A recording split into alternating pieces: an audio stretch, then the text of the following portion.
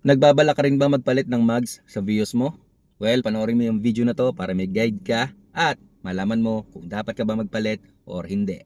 Well guys, ito nga pala yung Vios ko, 2023 model siya. Actually, naka-mugs na yan, yung stock mugs niya. Tapos pinalitan ko lang ng ganitong kulay. Ewan ko, basta nagagandahan ako kasi pag medyo manipis yung gulong. Kaya lang guys, may pros at cons din yan. Another thing, pag ganito kalalaki yung siwang sa bawat spokes, madaling linisan yung loob na part. Kasi kasyang-kasya yung kamay ko dyan sa mga bawat butas. And kaya naman ganito yung kulay, para pansin na pansin talaga na nagpalit ka. Kaya lang medyo malayo nga sa color ng body. Yung size nito, 205 by 45 R17. Yung stock niya is R15 lang. Kaya para sakto pa rin yung laki niya, pinanipis ng konti yung gulong. And walang masyadong epekto sa ground clearance niya. Ang lapad nga nito, parang pangkarera. Yung medyo ayaw ko lang dito is kita yung pinakagilid ng mags niya. What I mean is nakautlaw siya ng konti. Meron kasing isang klase ng mags na pantay. Yung ganito, mas pinatigas at mas pinalapad. Pero harangan naman siya ng gulong, kaya may ganito yung gulong. Yun nga lang, hindi may iwasan kapag nalulubak ka sa bato or gutter, magagasgas talaga yung mags mo. Eto nga yung ukit ng gulong at saka yung gasgas ng bato. So yun yung ayaw ko dyan. Base naman sa driving experience ko, nung ganyan nakanipis yung gulong na nilagay ko, tapos 17 yung mags. Pagdating sa mga malulubak na daan,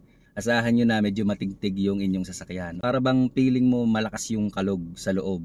Bakit? Kasi kailangan medyo matigas yung tire pressure mo. Yung dati na medyo makapal yung gulong, may dagdag na tulong siya doon sa suspension ng sasakyan. Kaya medyo masarap siya sa loob. Kumbaga hindi mo ramdam yung lubak or yung lagutok masyado.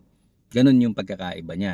Kung ako sa'yo, kung gusto mo naman ay pareho pa rin yung nararamdaman mo nung stock na gulong, doon ka sa R15 or R16 na hindi masyadong pinanipis yung gulong niya. Pero kung nasa city ka, okay lang na manipis yung gulong mo. So sa akin, di kami nasa city, nasa province kami. Kaya po pwede ko talagang ma-experience yung medyo matigtig na ganyan at saka yung mga gas-gas doon sa gilid ng mags. Nasa inyo pa rin naman yan kung ano yung choice nyo. Itong video na to is para makapagbigay lang ng konting kaalaman. Okay? Kung may kaalaman kayo nakuha.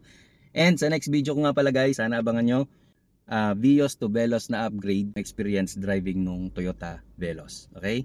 See you again!